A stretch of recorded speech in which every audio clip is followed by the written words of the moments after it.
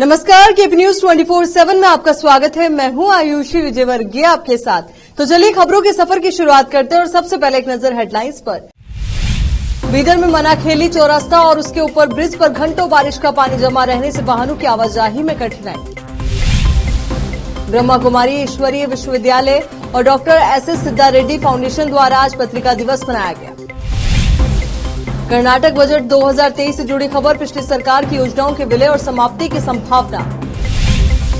KS Eshwarappa कहते हैं, आइए 2024 में बीजेपी की बड़ी जीत सुनिश्चित करने के लिए आपसी मतभेद खत्म करें।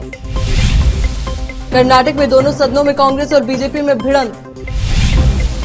चाचा शरद पवार ने मुझे सीएम नहीं बनने दिया, उनके कहने पर मैंने सांसदी छोड़ी, जाने और क्या बोले अजीत पवार। महाराष्ट्र के बाद अब बिहार में भी होगा खेल, बीजेपी नेताओं का दावा, जल्द टूट जाएगी जेडीयू।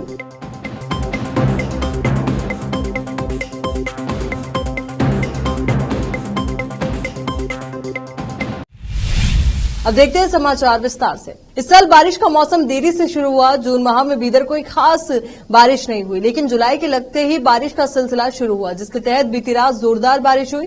बीदर मन्नाखेली चौरास्ता जो 4 सड़कों को जोड़ता है, मन्नाखेली, चिंचोली, जाहिराबाद और बीदर, इस चौरास्ते पर एक ब्रिज है जो हैदराबाद मुंबई हाईवे है। बारिश के कारण ये चौरास्ता की सड़क तालाब का रूप लेने के कारण घंटों तक यातायात प्रभावित हुआ। इस संबंध में मन्नाखेली ग्राम पंचायत के पूर्व अध्यक्ष सलाम पाशा ने केपी न्यूज से फोन पर संपर्क कर बताया कि सड़क और ब्रिज का काम L&T कंपनी द्वारा किया गया है, जो बिल्कुल वैज्ञानिक रूप से ठीक नहीं है। ब्रिज के ऊपर भी खड्डा है, जिससे पानी जमा होने से वाहन हादसों का शिकार हो रहे हैं। वहीं ब्रिज के नीचे भी एक बड़ा खड्डा होने से बारिश का पानी जमा होकर सड़क तालाब का रूप लेने से बड़े वाहन को गुजरने में कठिनाई का सामना करना पड़ रहा है। सलाम पाशा ने कहा कि L&T कंपनी एक बड़ी और अनुभवी कंपनी है, लेकिन इस मन्नाखेली ब्रिज और चौरास्ते का काम बहुत ही निचले स्तर का होने से इसका खामियाजा जनता को भुगतना पड़ रहा है। सलाम पाशा ने मांग की है कि हाईवे इंजीनियर को जल्द से जल्द सट्टा का दौरा करके जायजा लेना चाहिए, वरना अगर कोई बड़ी दुर्घटना होती है तो बहुत परेशानी होगी। विशेष संवाददाता की रिपोर्ट। बीदर में ब्रह्मा कुमारी ईश्वरीय विश्वविद्यालय और डॉक्टर एस.एस. सिद्धा रेड्डी फाउंडेशन द्वारा आज पत्रिका दिवस के मौके पर पत्रकारों के लिए एक शिविर और सम्मान कार्यक्रम का आयोजन किया गया, जिसमें पत्रकारों को सम्मानित किया गया। इस मौके पर जिले के कन्नड़, हिंदी, उर्दू दैनिक के संवाददाता और स्थानीय पत्रिकाओं के संपादकों को आशा आदि पहनाकर उनकी सेवाओं के लिए सम्मान किया गया। हालांकि इस मौके पर सभी पत्रकारों और कैमरामैन और अन्य को सम्मान किया गया। इस मौके पर मुख्य अतिथि के रूप में भाग लिए कर्नाटक वर्किंग जर्नलिस्ट एसोसिएशन के उपाध्यक्ष ठाकुर ने बात कर पत्रकारिता पर विस्तार से बताया। इस मौके पर बीदर जिला वार्ता अधिकारी जी सुरेश, जिलाध्यक्ष डी.के. गणपति ने भी बात की। इस मौके पर जिले भर के पत्रकार और स्थानीय संपादक आदि उपस्थित थे। संवाददाता आयुषी विजयवर्गीय और कैमरामैन कृष्णा की कवरेज। जीवन बहಳ ಸರಳತೆ ಇಲ್ಲ ಕಷ್ಟದ ಅನೇಕ ಸಂದರ್ಭದಲ್ಲಿ ನಮಗೆ ಶಾಂತಿಯ ಅವಶ್ಯಕತೆ ಇದೆ. ಇವಾಗಲೇ ತಿಳಿಸಿದ್ರು ಗುರುಜಿಯವರು, ಜೀವನದಲ್ಲಿ ಏನಾದರೂ ಮಾಡಬೇಕಾದ್ರೆ ಮೊದಲು ನಗಲ ಕಲಿಬೇಕು, ಶಾಂತಿಯಿಂದ ಕಾಪಾಡಬೇಕಂತ. ಸತ್ಯದ ನಮ್ಮ ಜೊತೆಗಿರುವ ಇಲ್ಲ ಅಂದ್ರೆ ನಾವು ಸುಂದರವಾದ ಜೀವನ ರೂಪಿಸಿಕೊಳ್ಳೋದು ಕಷ್ಟದ ಮಾತಂತ ಈ ಸಂದರ್ಭದಲ್ಲಿ ಹೇಳುತ್ತಾ, ಆತ್ಮವನ್ನು ಪರಮಾತ್ಮನಿಗೆ ಕೊಂಡೊಯ್ಯಲು ರಾಜಯೋಗ ಅಭ್ಯಾಸ ಮಾಡುವ ಬ್ರಹ್ಮಕುಮಾರಿ ಈಶ್ವರಿ ಸಂಸ್ಥೆಯ ಸೇವೆ ಶ್ಲಾಘನೀಯವಾಗಿದೆ ಅಂತ ಮಾತು ಈ ಸಂದರ್ಭದಲ್ಲಿ ಹೇಳುತ್ತೇನೆ. ವಿಶ್ವದ 146 ದೇಶಗಳಲ್ಲಿ ಕೇವಲ ಮಹಿಳೆಯರಿಂದಲೇ ನಡೆಯುವ ಜಗತ್ತಿನ ಏಕೈಕ ಸಂಸ್ಥೆ ಇದಾಗಿದ್ದು ನಮ್ಮನ್ನು ಸಂತೋಷಿಸುತ್ತದೆ. 1936ರಲ್ಲಿ ಬ್ರಹ್ಮಕುಮಾರಿ ಈಶ್ವರಿ ವಿಶ್ವವಿದ್ಯಾಲಯವು ಈಗಿನ ಪಾಕಿಸ್ತಾನ ದೇಶದ ಸಿಂಧ್ ಪ್ರಾಂತದಲ್ಲಿ ಉದಯವಾಯಿತು. ಬ್ರಹ್ಮಬಾಬಾಯಿಂದ ಕರೆಯುವ ಲೌಕಿಕ ಹೆಸರಿನ ಲೇಖರಾಜ್ ಅವರು ಈ ಸಂಸ್ಥೆ ಹುಟ್ಟು ಹಾಕಿದ್ರು ಎಂಬ ಮಾತು ಒಂದು ಕಡೆ ನಮ್ಮನ್ನು ಖುಷಿಪಡಿಸ್ತಾ ಇದೆ. ಅದೇ ರೀತಿ ಪ್ರತಿಮಾ ಬಹಿರ್ಜಿಯವರು ಹಾಗೂ ಇಲ್ಲಿಗೆ ಆಗಮಿಸಿದಂಥ ಕರ್ನಾಟಕ ಕಾರ್ಯನಿರತ ಪತ್ರಕರ್ತರ ಸಂಘದ ರಾಜ್ಯದ ಉಪಾಧ್ಯಕ್ಷರಾದಂಥ ಶ್ರೀಯುತ ಭವಾನಿ ಸಿಂಗ್ ಅವರೇ, ಹಾಗೂ ಇದೀಗ ತಾನೇ ನಮ್ಮೆಲ್ಲರನ್ನು ಜ್ಞಾನ ದಾಸೋಹ ಮುನ್ನಡೆಸಿದಂಥ ಡಾಕ್ಟರ್ ಪ್ರೇಮ್ ವಸಂತ್ ಅವರೇ, ಹಾಗೂ ಡಿ.ಕೆ. ಗಣಪತಿ ಅವರೇ, ಮತ್ತು ಇಲ್ಲಿ ಬಂದಂಥ ವಾರ್ತಾ ಇಲಾಖೆ ಅಧಿಕಾರಿಗಳಾದಂಥ ಜಿ ಸುರೇಶ್ ಅವರೇ, ಇಲ್ಲಿ ಆಗಮಿಸಿದಂಥ ಎಲ್ಲ ಸಹೋದರ ಸಹೋದರಿ, ನಾನು ಹೆಚ್ಚಿಗೆ ಮಾತಾಡೋದಿಲ್ಲ, ಯಾಕಂದರೆ ಸನ್ಮಾನಕ್ಕೆ ಇನ್ನೂ ಸಮಯ ತಗೋತದೆ. ಅದಕ್ಕೆ ನಾನು ತಮ್ಮ ಒಂದು ಅಮೂಲ್ಯವಾದಂತಹ ಸಮಯವನ್ನು ಹೆಚ್ಚಿಗೆ ತಗೊಳ್ಳೋದಿಲ್ಲ. ಇವತ್ತಿನ ದಿವಸ ಖುಷಿಯಾಗಿದೆ. ಪತ್ರಕಾರರು ಯಾವಾಗಲೂ ಬದುಕಿಗೆ ರಾಜಯೋಗ ಈಗಾಗಲೇ ಎಲ್ಲರೂ ಇದರ ಸವಿ ಉಂಡಿದ್ದೀರಿ. ಮೊದಲಿಗೆ ಬಹಳ ತುಂಬುವುದರಿಂದ ನಮ್ಮ ಎಲ್ಲ ಮಾಧ್ಯಮಗಳಲ್ಲಿ ರಾಜಯೋಗಿ ಡಿ.ಕೆ. ಬ್ರಹ್ಮಕುಮಾರಿ ಈಶ್ವರಿಗೆ ಧನ್ಯವಾದ ತಿಳಿಸ್ತೇನೆ. ಯಾಕಂದ್ರೆ ನಾವು ಪತ್ರಕರ್ತರು 24/7 365 ಡೇಸ್ ನಾವು ಟೆನ್ಷನಲ್ಲೇ ಕೆಲಸ ಮಾಡ್ತಿರ್ತೀವಿ. ಸೊ ಯಾಕಂದ್ರೆ ಅನಿವಾರ್ಯ ಅನಿಸ್ತದೆ. ನಮ್ಗೆ ಹಬ್ಬ, ಹುಣ್ಣಿ, ಸಂಡೇ, ಮಂಡೇ ಇದೇನೇ ಇರಲ್ಲ. ಎಲ್ರಿಗೂ ಕೆಲವರಿಗಿಲ್ಲ ಸಂಡೇ ಅಂದ್ರೆ ಅಟ್ಲೀಸ್ಟ್ ಹಾಲಿಡೇ ಇರ್ತದೆ. ನಮ್ಮ ಪತ್ರಕರ್ತರಿಗೆ ಹಾಲಿಡೇದಾಗೇ ಇರೋರಿಗೆ. ಸೊ ನಾನು ಸಂದರ್ಭದಲ್ಲಿ ಅವ್ರು ಹೇಳಬೇಕು ಅಂತಂದ್ರೆ ಸಮಾಜ ಸೇವೆಯ ಮೂಲಕ ಈ ಸಮಾಜದಲ್ಲಿ ಬಡವರು ಯಾರು ನಿರ್ಗತಿಕರಿರ್ತಾರೆ, ಏನು ಅಸಹಾಯಕರಿರ್ತಾರೆ, ಅವರಿಗೆ ಶಿಕ್ಷಣ ಕರ್ತಕ್ಕಂಥ ಮಕ್ಕಳಿಗೂ ಕೂಡ ಒಂದು ತಮ್ಮ ಫೌಂಡೇಶನ್ಗಳ ಮುಖಾಂತರ ಸಮಾಜ ಸೇವೆ ಮಾಡ್ತಾ ಇದ್ದಾರೆ.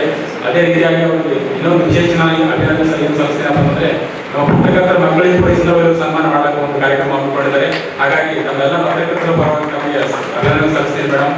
ಈ ಇಂಥ ಒಂದು ಕಾರ್ಯಕ್ರಮದಲ್ಲಿ ತಾವೆಲ್ಲರೂ ಉಪಸ್ಥಿತರಿರ್ತಕ್ಕಂಥ ಒಂದು ಜಿಲ್ಲೆಯ ವಿವಿಧ ತಾಲೂಕುಗಳಿಂದ ಕೂಡ ಬಂದಿದ್ದಾರೆ. ಈ ಕಾರ್ಯಕ್ರಮಕ್ಕೆ ಪತ್ರಕರ್ತರ ಸಹೋದರರು ಮತ್ತೆ ನಮ್ಮ ಎಲ್ಲ ಹಿರಿಯ ಕಿರಿಯರಿದ್ದಾರೆ. ತಮ್ಮೆಲ್ಲರಿಗೂ ನನ್ನ ನಮಸ್ಕಾರಗಳನ್ನು ತಿಳಿಸ್ತಾ ಮತ್ತೆ ಮೊದಲನೇದಾಗಿ ತಮ್ಮೆಲ್ಲರಿಗೂ ಪತ್ರಿಕಾ ದಿನಾಚರಣೆ ಶುಭಾಶಯಗಳನ್ನು ಎಲ್ಲರಿಗೂ ಹೇಳ್ತಾ ಇವತ್ತು ನಾನು ಈ ಕಾರ್ಯಕ್ರಮದ ಕುರಿತು ಒಂದೆರಡು ಮಾತುಗಳನ್ನು ಆಲೋಚಿಸ್ತಾ ಇದ್ದೇನೆ. ಮೊದಲನೇದಾಗಿ ನಾವು ಇವತ್ತು ಬ್ರಹ್ಮಕುಮಾರಿ ವಿಶ್ವವಿದ್ಯಾಲಯದಲ್ಲಿ ಕಾರ್ಯಕ್ರಮ ಇರೋದ್ರಿಂದ ವಿಶ್ವವಿದ್ಯಾಲಯದ ಕುರಿತು ಒಂದೆರಡು ನನ್ನ ಅನಿಸಿಕೆಗಳನ್ನು ಹೇಳ್ತಾ ಇದ್ದೇನೆ. ವಿಶ್ವವಿದ್ಯಾಲಯಗಳು ಜಗತ್ತಿಗೆ ಒಂದು ಜ್ಞಾನವನ್ನು ಒಂದು ಬೆಳಕನ್ನು ಕೊಡ್ತಕ್ಕಂಥ ಕೇಂದ್ರಗಳಾಗಿವೆ. ಅಂಥದ್ರಲ್ಲಿ ಇವತ್ತು ಆಧುನಿಕ ಶಿಕ್ಷಣ ಆಗಿದೆ ಅಂತಂದರೆ ಆಧುನಿಕ ಶಿಕ್ಷಣ ಇವತ್ತು ओम शांति, ओम शांति। जरा प्रेम से और दिल से हम सब एक साथ बोलेंगे ओम शांति। Thank you.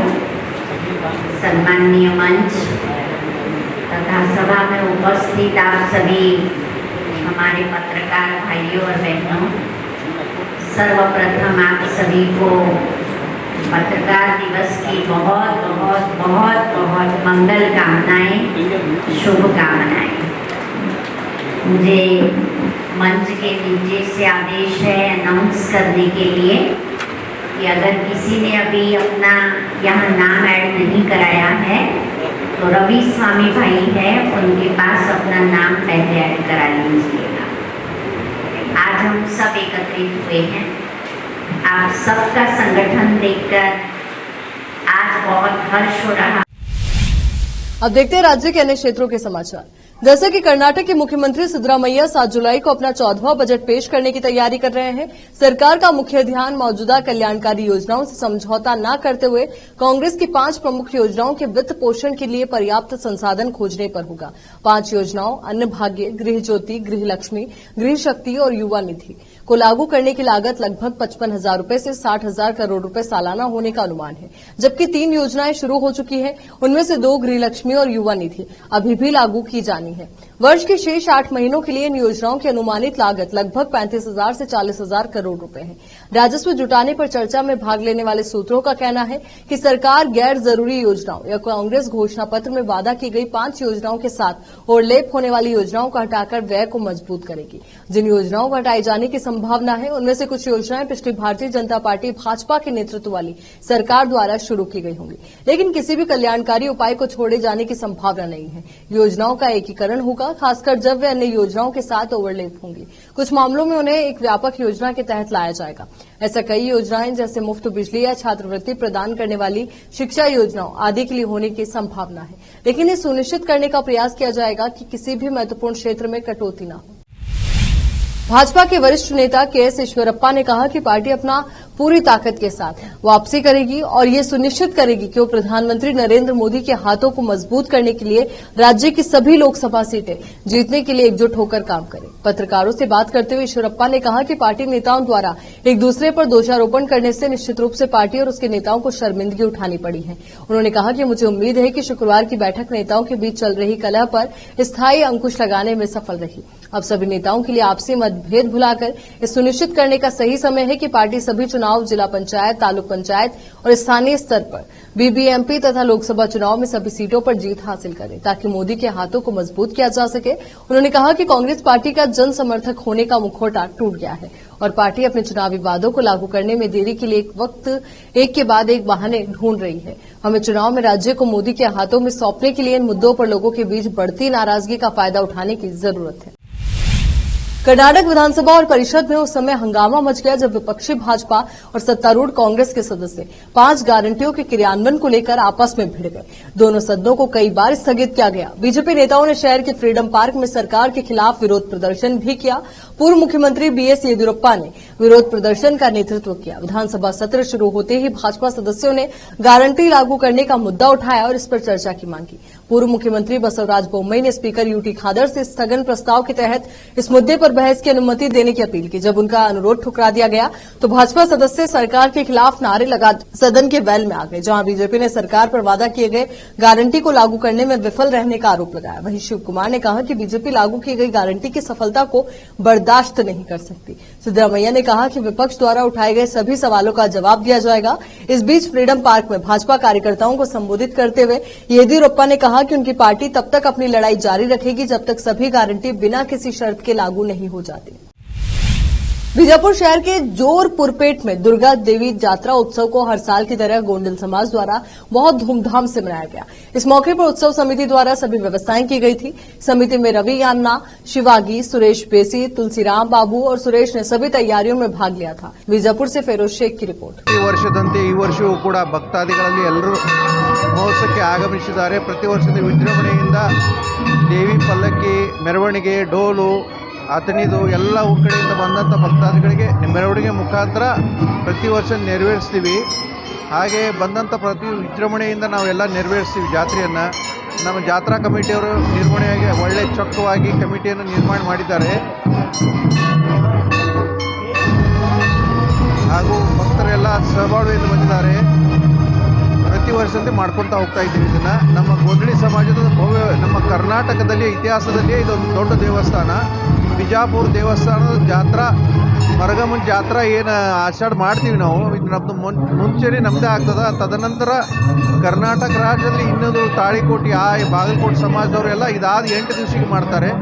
ಇದೊಂದು ದೊಡ್ಡ ಜಾತ್ರೆ ನಮ್ಮ ಕರ್ನಾಟಕದಲ್ಲಿ ಅಂತ ನಾನು ಹೇಳ್ಕೊತೀನಿ। ಎಲ್ಲರೂ ದೇವಿ ಕೃಪೆಗೆ ಪಾತ್ರರಾಗಬೇಕು। ನಾನು ರವಿ ಶಿವಣಿಗೆ, ಗೌರವಾಧ್ಯಕ್ಷರು, ಜಿಲ್ಲಾ ಕಮಿಟಿ। यहाँ पर रुकेंगे एक छोटे से ब्रेक के लिए, जल्द हाजिर होंगे।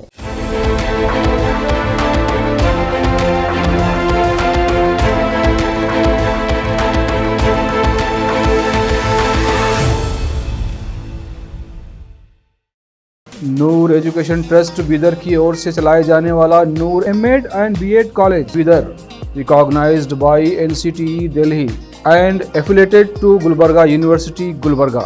Admission are open for the academic year 2022-23। विशेषज्ञ और सक्षम शिक्षकों द्वारा शिक्षा प्राप्त करने के लिए नूर एमएड एंड बीएड कॉलेज में दाखिला लें और शांत वातावरण में शिक्षा प्राप्त करें। बीदर शहर में बेहतर शिक्षा का एकमात्र केंद्र Noor MEd and BEd college, Shahpur gate, Bidar. Phone numbers 9945283920, 8482221297।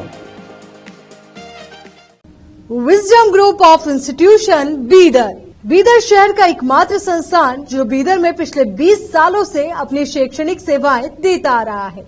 Wisdom groups of institution के तहत कई स्कूल्स और कॉलेज चलाए जाते हैं, जहां पर विद्यार्थियों को योग्य शिक्षकों द्वारा बेहतर शिक्षा दी जाती है।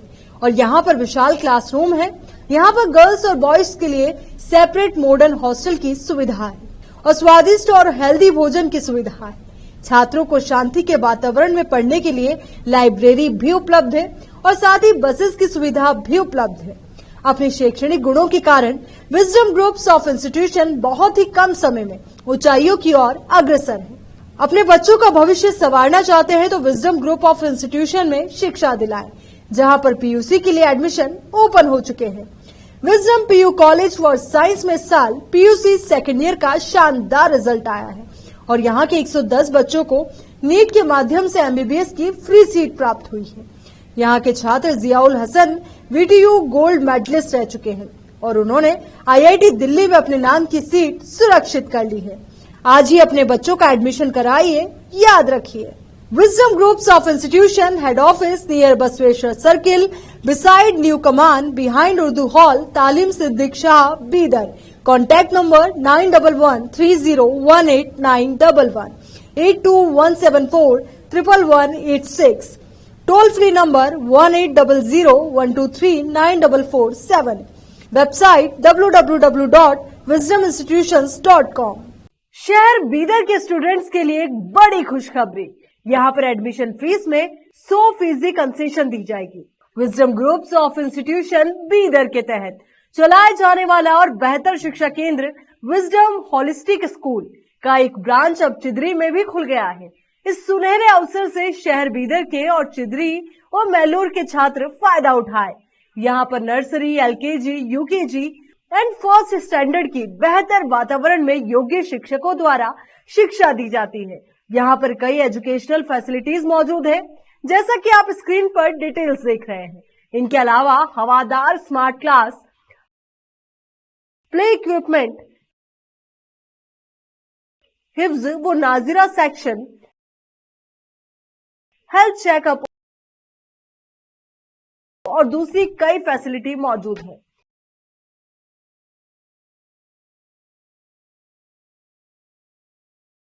विजडम होलिस्टिक स्कूल की एक ब्रांच बीदर के फेमस इलाके चिदरी में खुल गई है, जहां पर एडमिशंस ओपन हो चुके हैं। अपने बच्चों की अच्छी शिक्षा के लिए आज ही विजडम होलिस्टिक स्कूल में एडमिशन दिलवाएं। Wisdom holistic school new branch Bidar के एयरपोर्ट जाने वाली रोड पर और केंद्रीय विद्यालय के करीब चिदरी में मौजूद है। बीदर के छात्रों के लिए एक बहुत बड़ी खुशखबरी है, यहाँ पर एडमिशन फीस में 100% कंसेशन दी जाएगी। आज ही एडमिशन कराएं और भी डिटेल्स जानने के लिए इस नंबर पर कांटेक्ट कीजिए। Contact number 9591978663, toll free number 180012394447, www.wisdominstitutions.com। Bidar के निवासियों की बेहतर सेवा के लिए बीदर शहर में पहली बार विभिन्न सुविधाओं से भरा resort Inspira by SRS resort and convention, जहां पर विभिन्न सुविधाएं और सेवाएं आपके लिए उपलब्ध हैं। बेहतरीन वातावरण, सुहानी हवा और आंखों को लुभाने वाले दृश्यों के साथ आप सभी को लुभाने वाली और आरामदायक सुविधाएं उपलब्ध है। यहाँ पर आपके लिए उपलब्ध है Riwaaz restaurant, 14 down road bar, banquet hall, infinity lawn, conference hall, cabana, private dining setup, ballrooms, swimming pool, candle light dinner, gym, coffee shop, executive deluxe room, executive twin room, suite room. इनके अलावा यहाँ का खाना बहुत ही लाजवाब, स्वादिष्ट और healthy है। इसके अलावा यहाँ पर सफाई का भी विशेष ध्यान रखा जाता है और दूसरी चीजों के दाम काफी कम है। आज ही चले आइए और यहाँ की सभी चीजों का आनंद लीजिए। Inspira by SRS resort and convention near old water filter house, Janwada road, Markhal village. Contact number 8861620775, 8495875175। Break के बाद एक बार फिर से आपका स्वागत है। अजीत पवार गुट की मीटिंग में पहुंच रहे विधायकों की संख्या शरद पवार गुट के विधायकों से ज्यादा दिखाई दे रही है।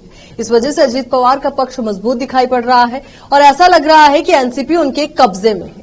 इस बीच अजीत पवार ने शरद पवार को लेकर कुछ बातें कही हैं, जिनकी काफी चर्चा हो रही है। अजीत पवार ने कहा कि शरद पवार ने मुझे एनसीपी का मुख्यमंत्री नहीं बनने दिया। चाचा ने मुख्यमंत्री की सीट कांग्रेस को दे दी। 2014 में भी चाचा ने बीजेपी से गठबंधन की बात की थी। अजीत ने कहा कि 2004 के विधानसभा चुनाव में एनसीपी के पास कांग्रेस से ज्यादा विधायक थे। अगर हमने उनसे उस समय कांग्रेस को मुख्यमंत्री पद नहीं दिया होता तो आज तक महाराष्ट्र में केवल राष्ट्रवादी कांग्रेस पार्टी का ही मुख्यमंत्री होता। अजीत पवार ने कहा कि जो हूं शरद पवार की वजह से हूं। हर फैसले में शरद पवार का साथ दिया। शरद पवार के लिए मेरे मन में पूरी श्रद्धा है।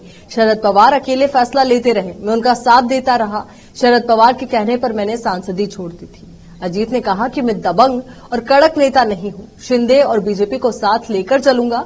अजीत ने कहा कि चाचा के कैंप में मौजूद विधायक भी मेरे साथ हैं। बता दें कि खबर लिखे जाने तक अजीत कैंप के पास 35 विधायक हैं और शरद पवार कैंप के पास 13 विधायक हैं। दोनों ही गुट आज शक्ति प्रदर्शन कर रहे थे, जिसमें अजीत का पलड़ा भारी दिखा। अजीत ने कहा कि मैं शरद पवार का बेटा नहीं तो इसमें मेरी क्या गलती है, मुझे विलेन बनाने की कोशिश हुई, मोदी के साथ ही चलना पड़ेगा। चाचा ने तो अपनी बेटी को अध्यक्ष बनाया, मैं आज भी चाचा को देवता मानता हूं। 2024 में भी मोदी ही जीतेंगे। मोदी की तारीफ चाचा को पसंद नहीं आई। देश में मोदी की जगह कोई और विकल्प नहीं है। एनसीपी मेरे साथ रहेगी, मैं एनसीपी को दोबारा राष्ट्रीय पार्टी बनाऊंगा। मैंने सुप्रिया सुले से कहा था कि चाचा को समझाओ। महाराष्ट्र में राष्ट्रवादी कांग्रेस पार्टी में हुई टूट के बाद अब अभी सभी सियासी पंडितों की नजरें बिहार पर है। कहा जा रहा है कि मुख्यमंत्री नीतीश कुमार की पार्टी जेडीयू में जल्द ही टूट हो सकती है। यदि ऐसा हुआ तो मानकर चलिए कि नीतीश का सियासी करियर तेजी से खात्मे की ओर बढ़ने लगेगा। शायद हालात की गंभीरता को ही देखते हुए नीतीश कुमार अचानक पार्टी के विधायकों और सांसदों से एक एक करके मुलाकात कर रहे हैं। वहीं बीजेपी नेताओं का दावा है कि जेडीयू में जल्द ही बड़ी टूट होने वाली है। नीतीश कुमार के करीबी नेता महागठबंधन और जेडीयू में किसी तरह की टूट से इनकार कर रहे हैं। तमाम उठापटक के बीच आज आरजेडी का 27वां स्थापना दिवस पटना में आयोजित होने जा रहा है। माना जा रहा है कि इस कार्यक्रम में लालू यादव पार्टी नेताओं को बड़ा संदेश दे सकते हैं। हालांकि दूसरी तरफ कयासों का बाजार इस कदर गर्म है कि दिल्ली से लेकर पटना तक हलचल तेज है। हर नेता यही जानने में लगा है कि बिहार में क्या फिर से सरकार गिरने वाली है। बीजेपी नेता सुशील मोदी दावा कर रहे हैं कि जेडीयू में नेताओं को कोई भविष्य नहीं दिख रहा है। ऐसे में पार्टी जल्द ही टूट जाएगी। एलजेपी रामविलास के नेता चिराग पासवान ने कहा कि उनके संपर्क में भी जनता दल यूनाइटेड के कई विधायक हैं।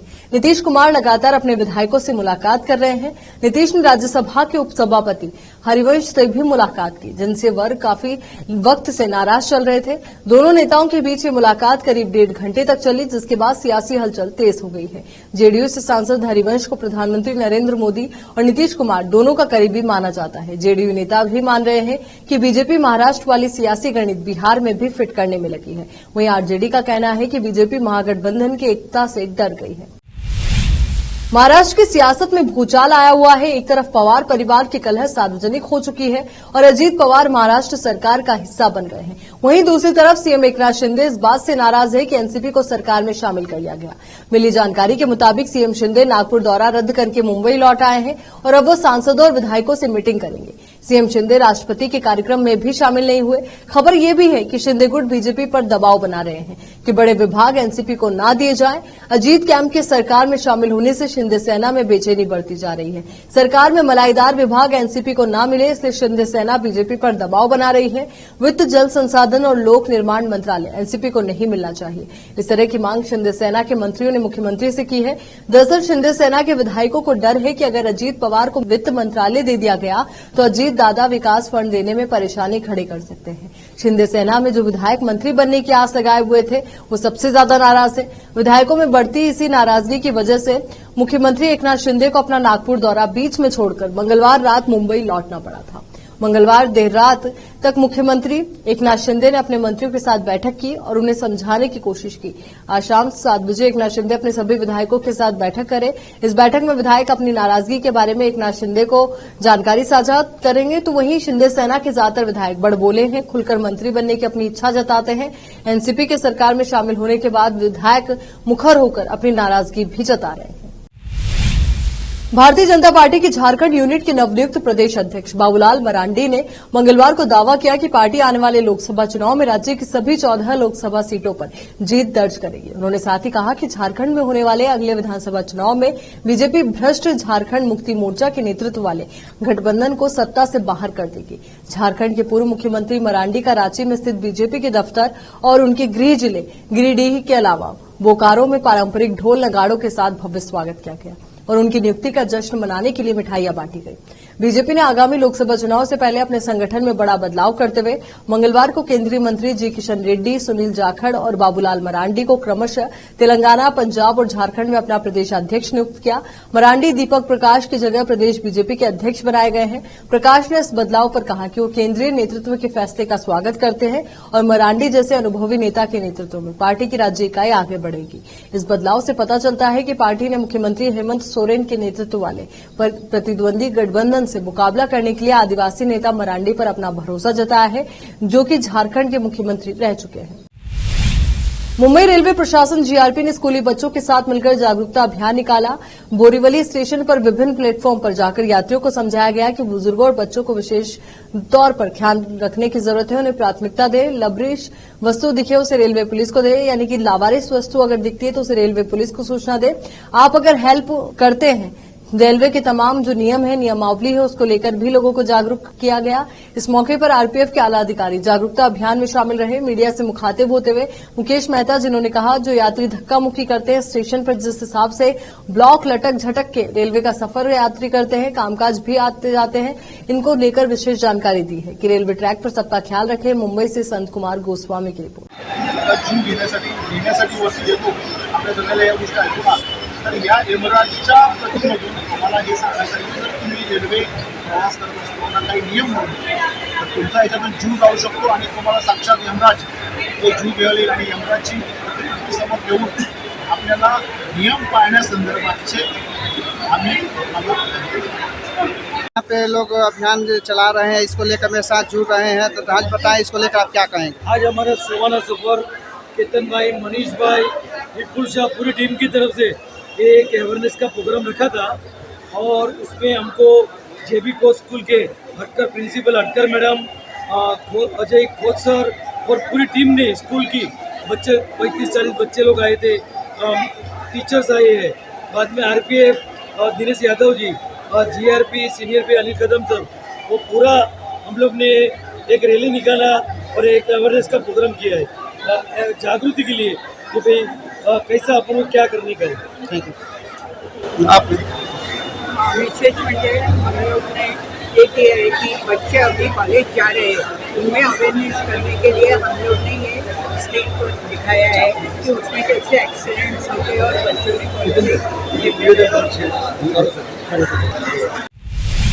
अब देखते हैं समाचार विदेश के। इजराइल की सेना ने मंगलवार देर रात को वेस्ट बैंक में उग्रवादियों के गढ़ से सैनिकों को वापस बुलाना शुरू कर दिया। अधिकारियों ने जानकारी दी, उसने वेस्ट बैंक में 2 दिन तक चलाए गहन सैन्य अभियान के बाद ये कदम उठाया है, जिसमें कम से कम 13 फिलिस्तीनियों की मौत हो गई है, हजारों लोग बेघर हो गए हैं और व्यापक पैमाने पर नुकसान हुआ है। इस अभियान में एक इजरायली सैनिक भी मारा गया। बहरहाल, जैनिन शरणार्थी शिविर के कुछ हिस्सों में इजरायली सैनिकों और फिलिस्तीनी चरमपंथियों के बीच भीषण लड़ाई जारी है। जैनिन शरणार्थी शिविर के निवासियों ने मध्यरात्रि के बाद बताया कि सेना इलाके को छोड़कर चली गई। सेना ने बताया कि इस लड़ाई में उसका एक सैनिक मारा गया, लेकिन उसने और कोई जानकारी नहीं दी। सेना ने बताया कि गाजा पट्टी में उग्रवादियों ने इजराइल में 5 रॉकेट दागे। सभी रॉकेट को लक्ष्य तक पहुंचने से पहले ही गिरा दिया गया, लेकिन इससे 2 पक्षों के बीच तनाव बढ़ने का खतरा बढ़ गया है। इस घटनाक्रम से कुछ घंटों पहले हमास के एक चरमपंथी ने तेल अवीव के एक भीड़भाड़ वाले बस अड्डे में लोगों पर कार चढ़ा दी और इसके बाद लोगों पर चाकू से वार करना शुरू कर दिया, जिसमें गर्भवती महिला समेत 8 लोग घायल हो गए। घटनास्थल पर हथियार से लैस एक आम नागरिक ने ही हमलावर को मार गिराया। अमेरिका की कैलिफोर्निया में एक विमान हादसा हो जाने से एक यात्री मर गया, जबकि 3 लोग घायल हैं। इन्हें अस्पताल में भर्ती करवाया गया है। बताया जा रहा है कि प्लेन दक्षिणी कैलिफोर्निया में उड़ान भरने के कुछ देर बाद ही दुर्घटनाग्रस्त हो गया। ये विमान छोटा था और इसमें कुल 4 लोग सवार थे।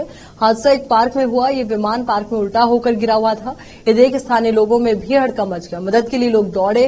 बाद में राहत और बचाव दल भी मौके पर आ गए। संघीय विमानन प्रशासन ने बताया कि एक इंजन वाले सेसना 172 विमान ने मंगलवार को अपराह्न करीब 2:45 पर मुरेटा में फ्रेंच वैली हवाई अड्डे से उड़ान भरी थी। विमान में 4 लोग सवार थे। उड़ान भरने के कुछ देर बाद ही दुर्घटनाग्रस्त हो गए। समाचार चैनल्स पर प्रसारित फुटेज में छोटा विमान एक पार्किंग स्थल पर उल्टा गिरा हुआ दिख रहा है, जहां उसका मलबा बिखरा है और सारे पार्ट बुरी तरीके से जल गए हैं। अब एक नजर फिल्मी समाचारों पर। ऑस्कर के बाद ब्रिटेन नेशनल अवार्ड्स में भी भारतीय फिल्म मेकर का दबदबा नजर आया। शेखर कपूर ने बेस्ट डायरेक्टर का अवार्ड हासिल किया। अब समाचार खेल जगत से। ऋषभ पंत का जलवा बिना खेले ही जारी। रोहित शर्मा और विराट कोहली काफी पीछे। आखिर में देखते हैं समाचार बाजार के। देश के प्रमुख शहरों में टमाटरों की खुदरा कीमतें 155 रुपए प्रति किलोग्राम तक पहुंच गई। उत्पादक क्षेत्र में बारिश के कारण आपूर्ति बाधित होने से टमाटर की कीमतों में वृद्धि हुई। चलिए एक बार फिर से नजर डालते हैं हेडलाइंस। बीदर में मनाखेली चौरास्ता और उसके ऊपर ब्रिज पर घंटों बारिश का पानी जमा रहने से वाहनों की आवाजाही में कठिनाई। ब्रह्मा कुमारी ईश्वरीय विश्वविद्यालय और डॉक्टर एस.एस. सिद्धा रेड्डी फाउंडेशन द्वारा आज पत्रिका दिवस मनाया गया। कर्नाटक बजट 2023 से जुड़ी खबर। पिछली सरकार की योजनाओं के विलय और समाप्ति की संभावना। केस ईश्वरप्पा कहते हैं आइए 2024 में बीजेपी की बड़ी जीत सुनिश्चित करने के लिए आपसी मतभेद खत्म करें। कर्नाटक में दोनों सदनों में कांग्रेस और बीजेपी में भिड़ंत। चाचा शरद पवार ने मुझे सीएम नहीं बनने दिया, उनके कहने पर मैंने सांसदी छोड़ी, जाने और क्या बोले अजीत पवार। महाराष्ट्र के बाद अब बिहार में भी होगा खेल, बीजेपी नेताओं का दावा जल्द टूट जाएगी जेडीयू।